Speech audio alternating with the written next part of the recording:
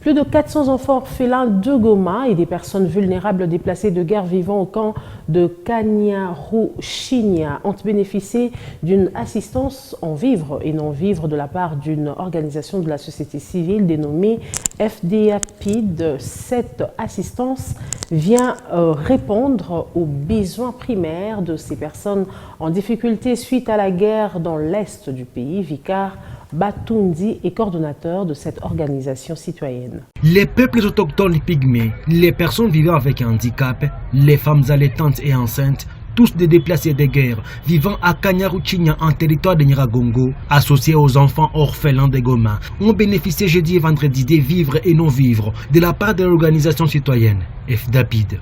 Selon son coordonnateur Vicar Batundi, ce geste est un acte de compassion à ces personnes en souffrance. Nous compatissons avec ces familles qui ont fui leur village parce qu'on vit mieux quand on est chez soi. Mais lorsqu'on se retrouve dans un cas de déplacé où on n'a pas à manger, on n'a pas une unité de production, et donc on vit un taux du jour et que ce sont les humanitaires, les personnes de bonne volonté qu'il faut à ce que les gens qui sont dans des cas de déplacés puissent vivre. Alors au niveau de FDAPID, avec l'appui du Secours populaire français, nous sommes dit qu'on ne peut pas croiser les doigts alors qu'il y a des personnes en difficulté, les personnes en situation difficile qui ont besoin de l'aide.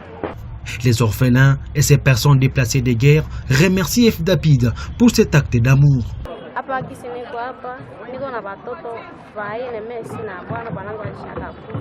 Comme vous me voyez ici, je suis veuve et mère de 4 enfants, mais aussi je suis handicapée au niveau de mon dos.